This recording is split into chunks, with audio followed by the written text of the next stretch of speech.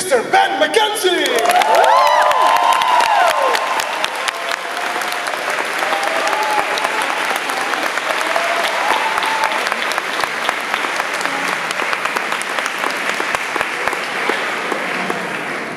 Hello. What's up? Thanks for having me. It's my Ben, first time welcome in to Belgium. Thank First you. time? My first time. I love it. Good. Thank you, man. Appreciate it. So, Gotham is Yes. pretty big, and I have to be honest with you, when I first heard about Gotham being produced, I thought they're doing a show of Batman without the Batman. Is that ever going to work? But it does. It does. It's dark, but it's beautiful. Yeah. When you first were offered the part, when you knew you were going to be in Gotham, did you believe in the show? Yes, very much. Bruno Heller created the show. He created a series on HBO called Rome, and he also did The Mentalist. And Bruno and I had done a pilot the year before, a TV pilot that never became a series, but we liked working with each other. And so, unbeknownst to me, he had been writing Gotham, thinking of me for the part of Jim Gordon. So he called me and said, you know, I want to send you a script. I've written this part of Jim Gordon thinking of you. Would you like to take a look? No one has ever written a part for me before. I think my mother wrote me a postcard once, but I don't get parts written for me much. So then I read it, and it was fantastic, and I had to say yes. I always believed in the show. I think the show, yes, it doesn't have Batman in it, but if you're a fan of Batman, you're a fan of the world of Batman. You ought to be a fan of a series like Gotham that shows the origins of all of these iconic characters, not just Batman, but Gordon and Bullock and Penguin and Ivy, Penguin and Ivy and Enigma, and you know, the list goes on and on.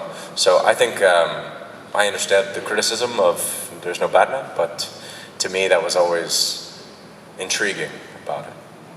Now we've heard from the other actors, they come in here and they say they have to audition for a show. Right. They often do not get a part before they get a part. But if I understand correctly, you didn't have to audition, it was written for you. I didn't, although I have auditioned many times before for many other parts that I have not gotten. So this was just luck. Just luck. In my experience, there's no such thing as luck. little bit. All right, but before that, my wife loves you in the OC. Yeah.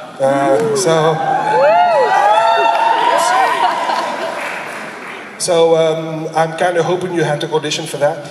Oh yes. The OC, they had no idea who I was because I hadn't done anything. The OC, I was very young and I was auditioning for everything and not getting any work.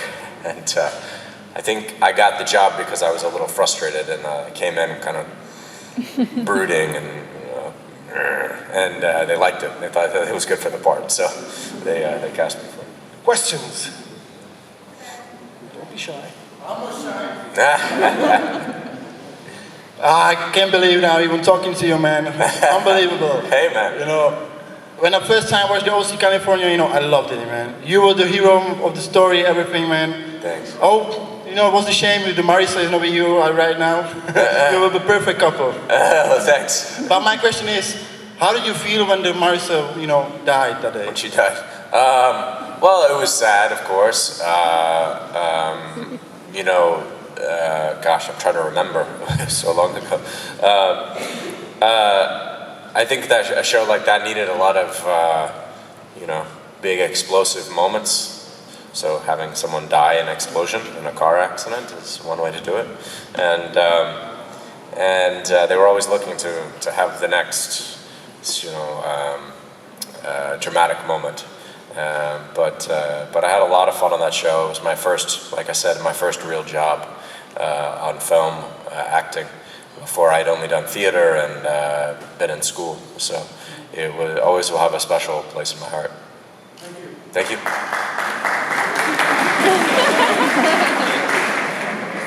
Mr. McKenzie, hi. So glad that you're here. We're all both big fans of Gotham.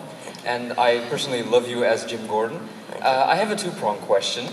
You mentioned about the origins of the Batman villains. How do you feel about the idea that Jim Gordon seems to be the indirect cause of a lot of iconic villains? Right. Well, I think that he is the... Yeah, so the way I always thought of it, came to think of it as, because there is no Batman in our story, he doesn't exist yet, Gordon is the precursor to Batman, in a sense. He's the lawman trying to keep the wolves at bay, trying to keep the order in the city. But he eventually realizes, as Gotham spirals into anarchy, that he's not capable of it. And that eventually, and this is hopefully years down the line of the show, he realizes that this young man, Bruce Wayne, who is growing up, who is becoming a man himself, who is learning the skills that he needs to survive, some of which he learns from Gordon. He learns eventually that this man needs to take control, that Bruce Wayne has to become Batman in order to keep control, because Gordon is not able to. And so I always found that compelling, that Gordon is Gotham is a Greek tragedy. We know the end of the story, but we don't know how we got there. So we're trying to sort of avoid our fate, but we can't do it. He helps, like you say, he helps facilitate the villains becoming villains, but he doesn't know that he's doing it. And then, thank you for that answer. Sure. And for my second question is more for you as an actor. We see Jim Gordon evolve considerably throughout the episodes. He starts off as, well, let's say a punch bag. He takes a lot of punches, but then he toughens up a little bit, and he dishes out more. Yeah. How did you do that as an actor? How did you evolve in that character role? Yeah, I said stop having them kick my ass. I want to kick some ass. When we started out, we wanted to show. Well, we always want to show his fragility. One thing that's different about Gotham that I like is that in Gotham, no one has superpowers per se. It's the Batman world where they have emotional problems, psychological problems that manifest in certain ways, but either through use of technology or simply through their villainy, characters, take on their alter egos. But people aren't flying through the air, they're not seeing through walls, there's a certain groundedness to it. And I always thought that was, a compelling aspect of the show.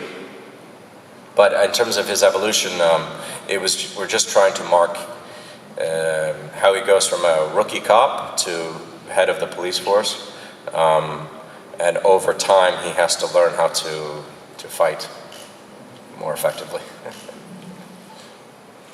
Good questions, and great beard, sir. You have a very, very good beard. I'm jealous, I'm working on mine. Hi. Oh, hi. Hi. Thank you for coming here.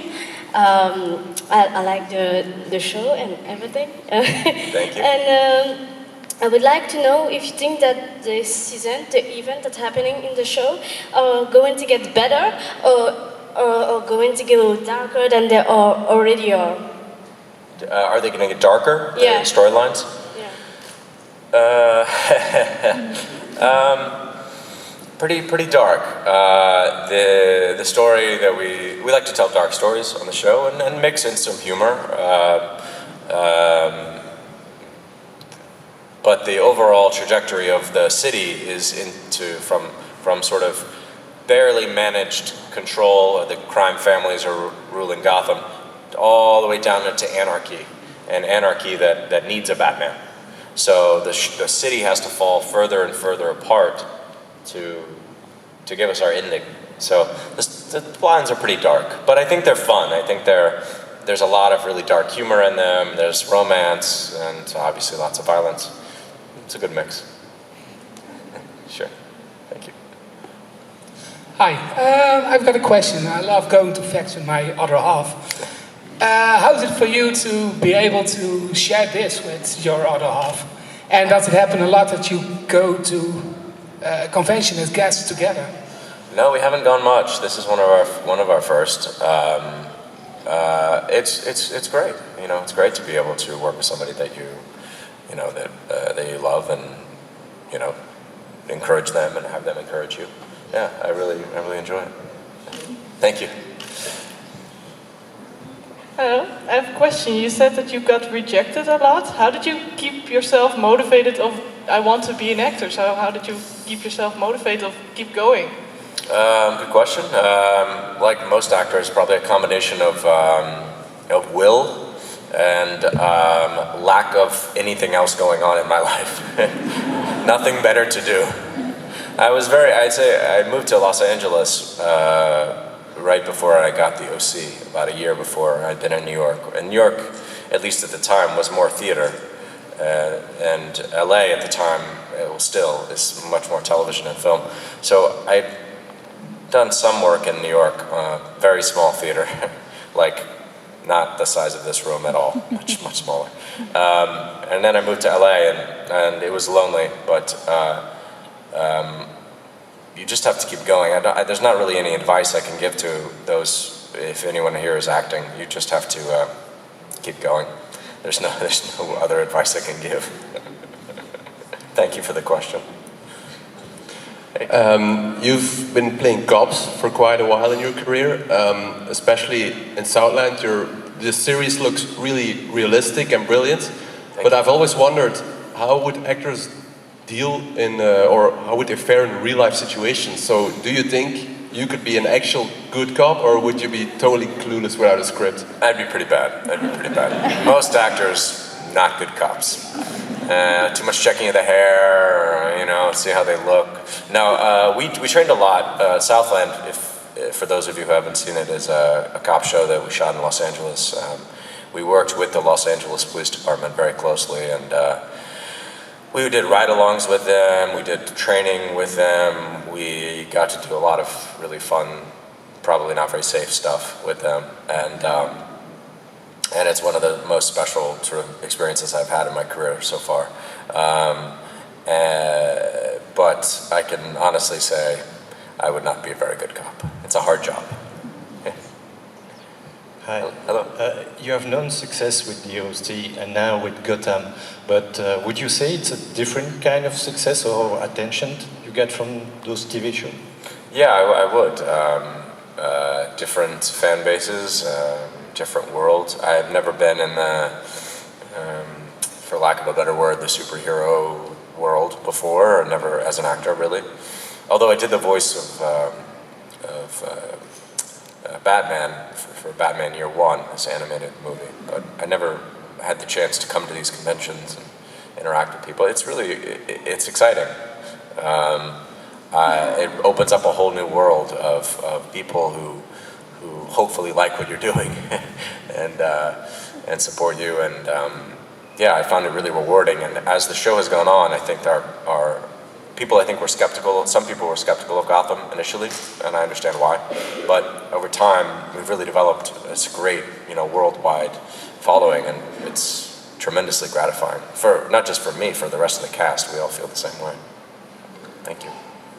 Hi. Hi. First of all, thanks for coming. I'm a huge DOC fan, and when you got casted for Jim Gordon, I was really excited. I'm a big Gotham fan. Thanks. And I have a question, of course. So we've seen a lot of characters be infected with Alice's blood on the show. And I was wondering if you, the actor, got infected with her blood, which parts of your personality would be enhanced? That is such a good question. Very,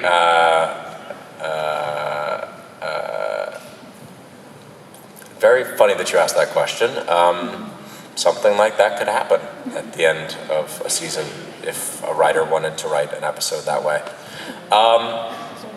I think you might see a darker side to Jim Gordon coming, even darker than you've seen before. I think one of the things that he has prided himself on is that he's a lawman, so he's not enjoying the violence, he's deciding right from wrong. But perhaps the darker truth is that he enjoys some of it. So, if there were to be an episode like that, maybe you might see that. Yeah. Good question. Hi Jim. If you look to the Gotham series and you have to pick one villain, who do you fear the most? Who do I fear the most? Oh, that's a good one. We have really terrific actors on the show, I feel, and particularly the villains. You know, Robin Taylor playing Penguin, Corey Michael Smith as Nigma, you know, the list goes on and on. I think I would actually say, basically I can't choose amongst the ones that have already been on the show. Sorry, not a very satisfying answer. But moving forward, there's even more. There are ones that we haven't even touched yet that I'd like to see more of. We haven't actually seen Scarecrow yet. I'd really like to see Scarecrow. I love that sort of getting in the mind of someone and their dreams. We've seen the father of who will eventually become Scarecrow, but we haven't seen him fully realized yet.